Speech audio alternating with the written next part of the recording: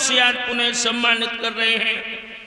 भगवान इस भाई को दीर्घायु सद्बुद्धि प्रदान करता रहे, सदैव ये धर्म और धन के क्षेत्र में अग्रसर बढ़ते रहे, यही परमात्मा से हमारी प्रार्थना और आकांक्षा है। राजा मना करता, हम शादी नहीं करेंगे, हमने अगर शादी कर ली, घर में अगर सौत आ गई तो इतना प्यार है उसमें फासला हो जाएगा, और हे देवी वो तुमसे लड़ाई लड़ेगी। रानी बोली, स्वामी पहले तो हम अपनी सौत को सौतन माने, छोटी बहन मान के कंठ से लगाऊंगी। स्वामी बाके लला हो जाएगा, बाय में खिलाती रहूंगी, बाके बहाने मेरा जीवन कट जाएगा, वो लला पड़ जाएगा, और फिर अगर वो मुझसे झगड़ा करे तो हे स्वामी आप अलहदा कर देना, मैं लग करती खाती रहूंगी। लेकिन हे स्वामी जो मेरे मस्तक पर कुल को कलंकित करने वाला जो टीका लगाए, मैं से हमेशा के लिए धुलाना चाहती हूँ, आप दूसरी शादी कर लो। भगवान ना करे बहनाओ किसी के साथ में ऐसा हो। वो दृश्य कैसा था? रानी दूसरे विवाह की जिद करती है, राजा मना करता है। अर्धरात्रि गुजर गई, रोते रोते बाहरे समय, और हुआ क्या भाइयों,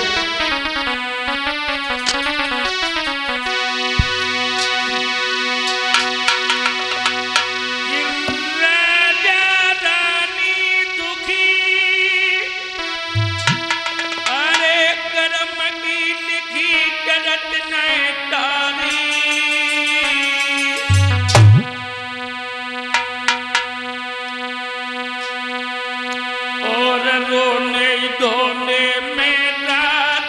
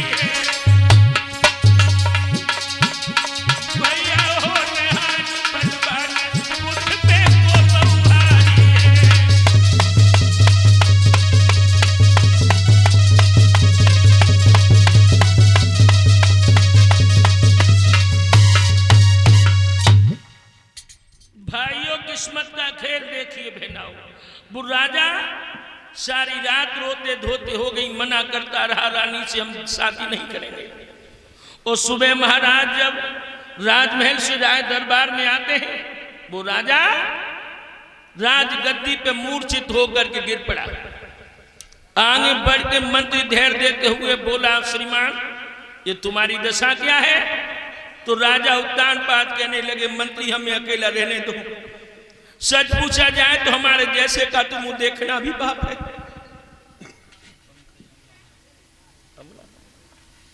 और ये पंकज जी की तरफ से हमारे लिए 50 मुद्राओं का पुरस्कार आया है। तो अमलाहार से प्रांगण में पधार के भगवान के लिए हमें सम्मान करते हैं। पंकज जी ठाकुर जी सदैव ने धर्मोधन के लिए जोड़ते रहे। बोलिए आनंद कंद भगवान की। मंत्री बोला, महाराज आपका चेहरा मुरझा रहा है, आंखें लाल हैं, आप रो रहे हो? तो राजा कहने लगा, मंत्री करें भी तो करें क्या, ये हमारा नहीं हमारी किस्मत का कसूर है। क्या बोलो राजा? मंत्री आप ही बताओ। हाथी एक दंत बिन, ज्ञान एक संत बिन, और कामिनी तो कंठ बिन, लागत रे बिहूनी है।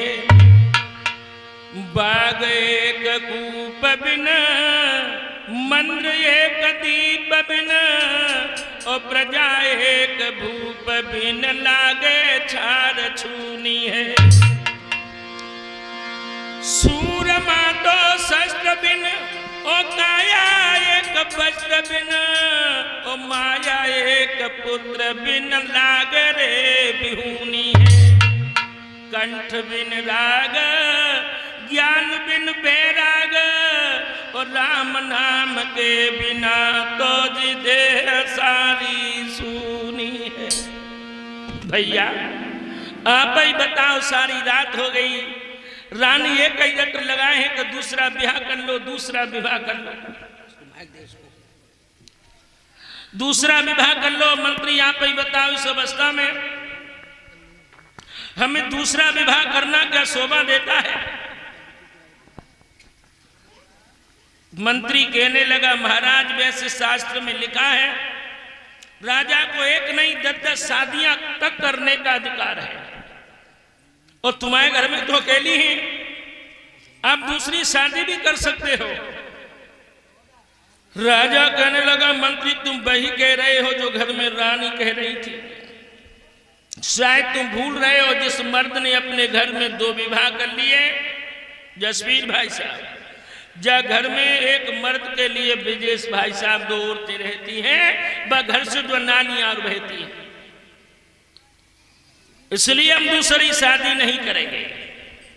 मंत्री कहने लगा, महाराज जब मौका मिला है, लोग अपनी मर्जी से करके लाते हैं, घरवाली घर में रहने नहीं देती, और यहाँ सब उल्टा हो रहा है। महारानी स्वयं कह रही है करे लाओ। राजा बोला, होगा क्या? मंत्री कहने लगा, महाराज बड़े फायदा है, चकाचक भोजन मिलेगा, एकदम चकाचक सेवा होगी, कोई भोजन बनाएगी, कोई भोजन खिलाएगी, कोई सेज लगाएगी, और जब लेट जाओगे तो कोई पैर दबाएगी, कोई हाथ दबाएगी, कोई पांव दबाएगी।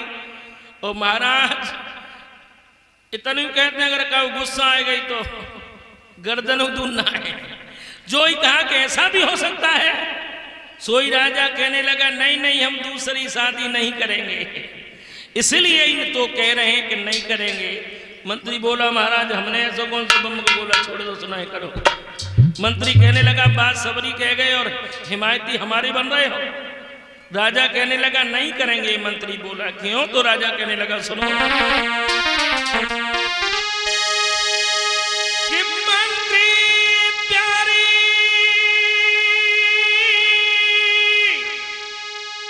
शादी करके गुरुदेव और जीवन भरना शादी होगी, या घर की तो आबादी होगी।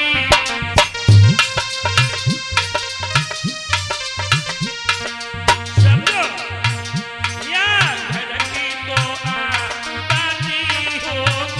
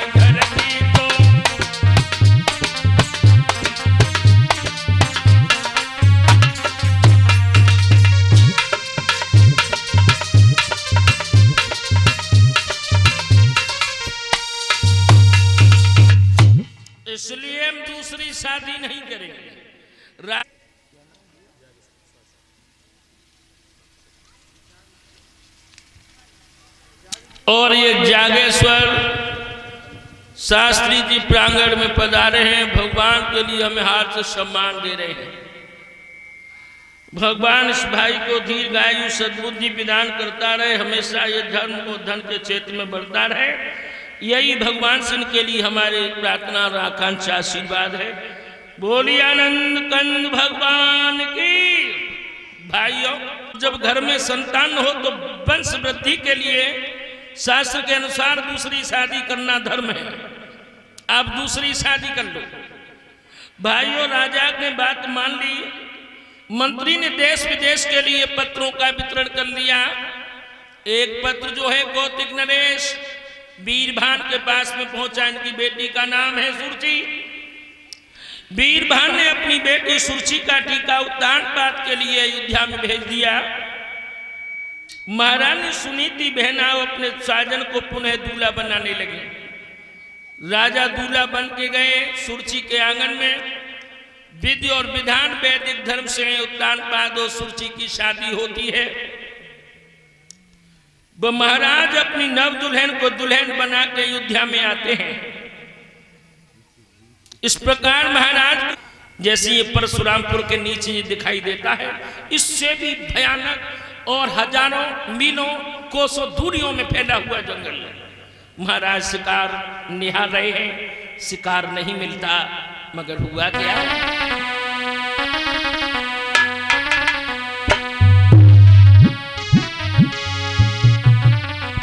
अरे ये गयांगे पाई झाड़ी,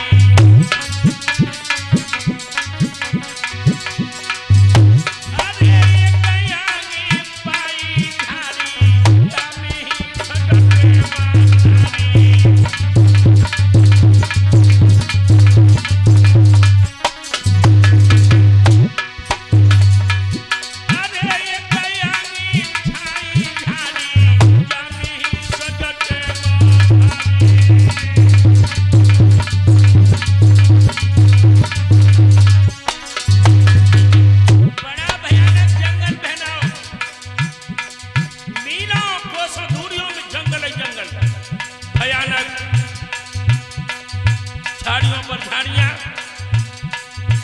कटीला भमू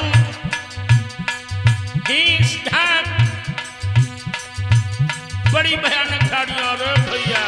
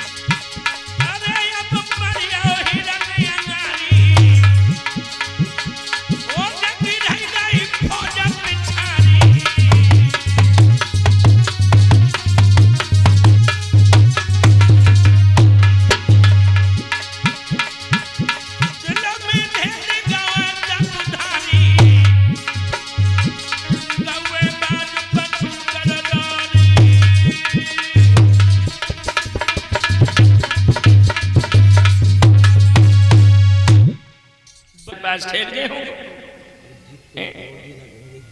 कोई साधन नहीं बना होगा तो ब्रजेश भाई साहब के होटल में रूम ले लिया होगा, पैसे वाले हैं कहीं ठहर गए होंगे। मगर गरीब की जो पत्नी होती है,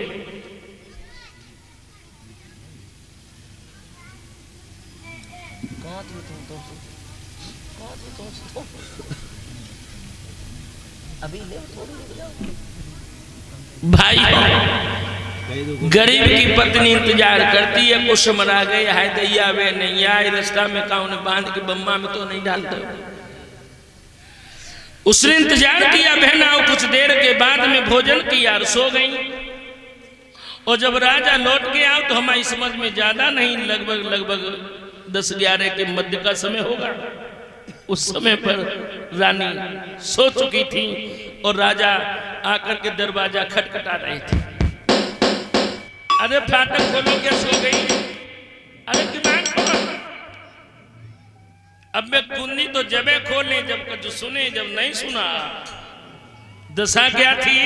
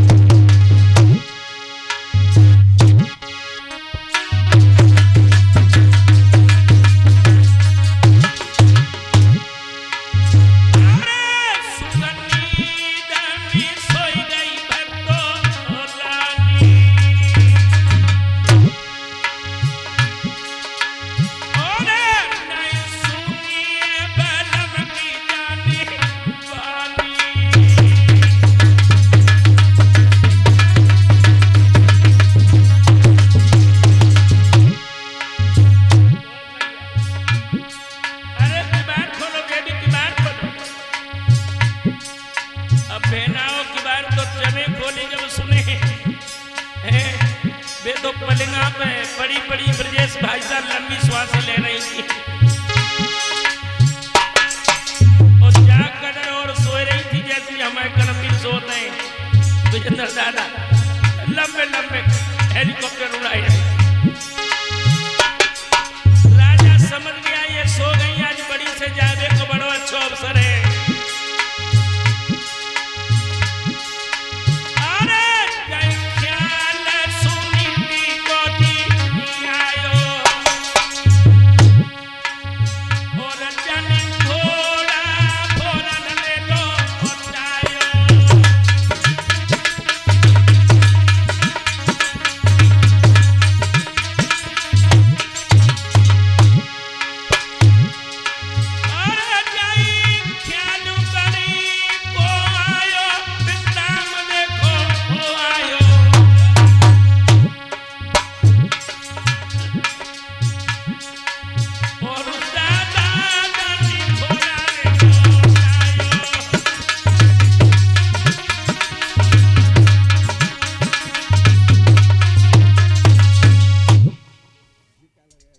छोटी रानी के दरवाजे से महाराज जो है ना, बड़ी रानी के पास में आओ बहना, दरवाजा खटखटाओ। बदुखिया को नींद कहाँ थी, पहली आवाज में उठ के बैठ गई। आ गई फाटक पर, अंदर से आवाज दी, कौन है कौन है? राजा बोले हमें देवी, फाटक खोलो फाटक। अंदर से महारानी सुनी थी, बोली बास आ जाए। आने हुआ तो चोरी छुपे अर्धरात्रि के समय। भूल गए वो दिन जो मेरे बाबुल के आंगन में मंडप के नीचे मेरा हाथ पकड़ के सौगंध ली थी कि सारा जीवन साथ निभाऊंगा। बहुत अच्छा साथ निभाया महाराज। आज क्या मेरी सोच के कहने से मेरे प्राण लेने आए हो? राजा बोलो, हे देवी ने कहा धीरे बोलो, धीरे धीरे बोलो, बड़ी खतरनाक औरत पलने पड़ी है। विजेंद्र दादा तुमने तो देखी है,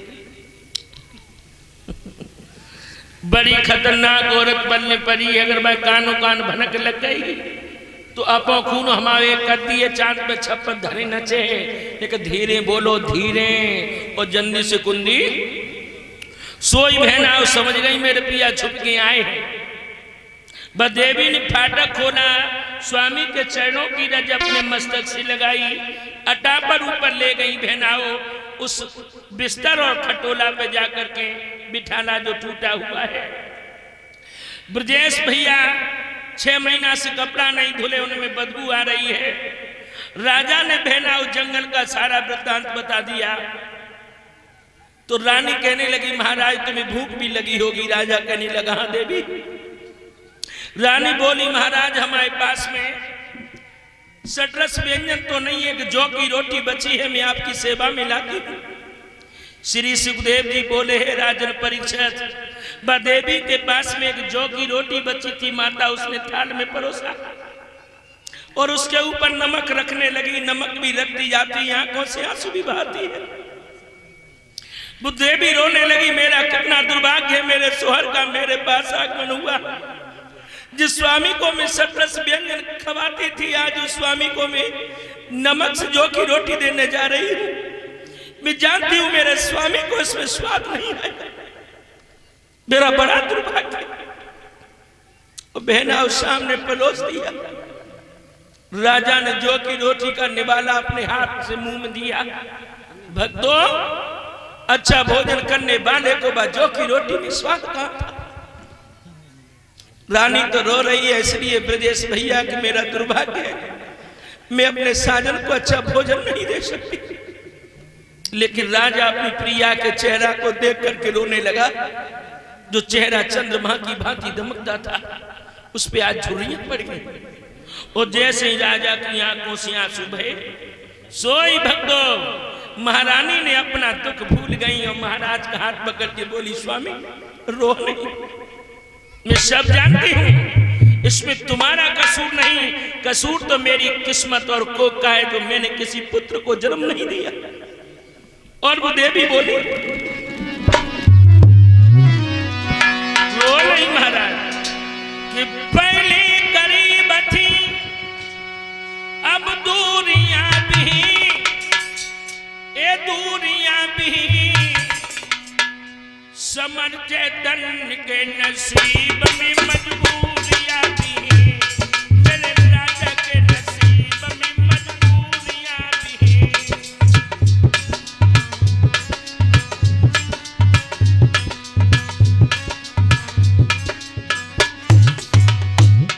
पहले करीब थी अब दूरियां भी, ए दूरियां भी, मेरे दूल्हा के नसीब में मजबूरियां भी, मेरे राजा के नसीब में मजबूरियां भी।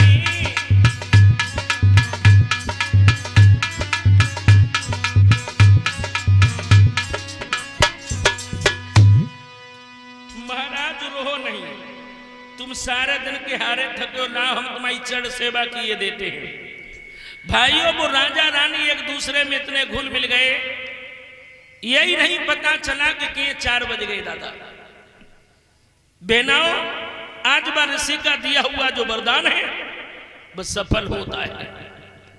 ब्रह्म मुहूर्त में 4 बजे रानी सुनीति गर्भ धारण करती हैं और जैसे ही 4 बजते हैं घड़ियाल घंटा में टन टन करके 4 बजा देता है। और बताएं, जैसे 4 बजे सोई राजा बोलो अब तो हमें चलने दो। रानी बोली महाराज चले जाओ, समय मिले तो पुनः यह दुखिया को दर्शन जरूर देना। अब राजा बहनाओ बड़ी रानी से छोटी रानी के महल में आया। वो शाम को जगाए नहीं जगी थी, वो भुरा नहीं 3 बजे जग गई।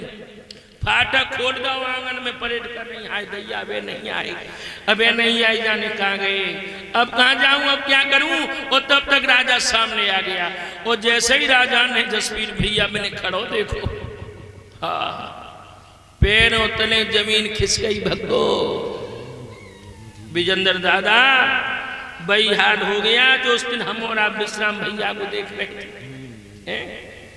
चिमटा पे पूरी तान, घर जाए तो मैं ही बिल्लू बन जाता। वही हाल भक्तो, राजा सुकुड़ गो, राजा सोचन लगो हमें लागे हमाओ भेद काउन ने दे दयो। और वो आगे बढ़ के बोली, कहां था सारी रात, जवाब दो। राजा नाय बोलो, सुकुड़ी गो, अब क्या करें, अब क्या कहें, अब कौन सो भानो बनाए। राजा नहीं बोला तो वो रानी बोली, कहने लगी होशियार मत बनो, चेहरा कुमला रहा है, आंखें लाल है, जानती हूँ सारी रात कहाँ थे। और कहा बोली,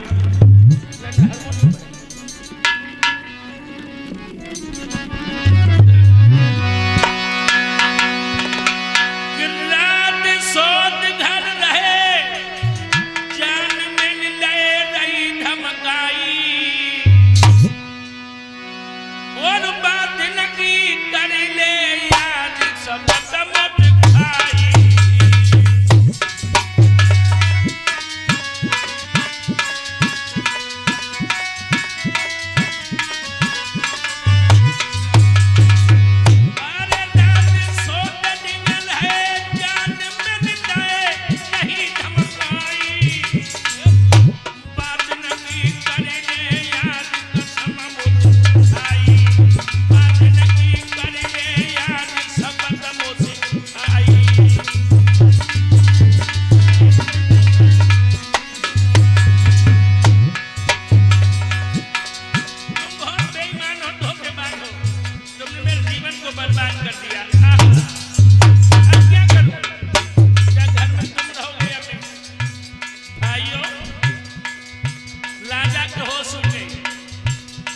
ये दर्द अर्दी भाई साहब वही आदमी समझ सकता है कि खतरनाक औरत से मिली। और बोलिए, दिल में ना ढेर धरूंगी मैं, खाई के ढेर मरूंगी।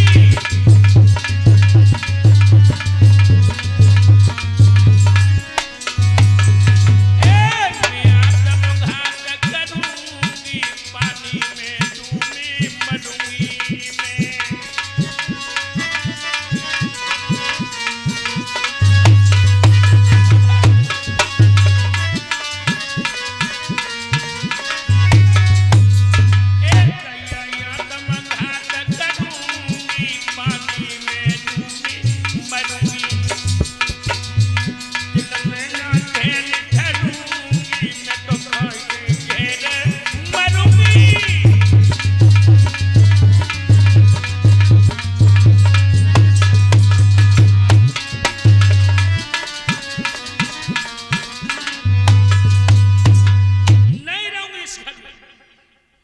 इतनी बोली बहनाव, इतनी बोली जितना कि औरत को मर्द के सामने नहीं बोलना चाहिए।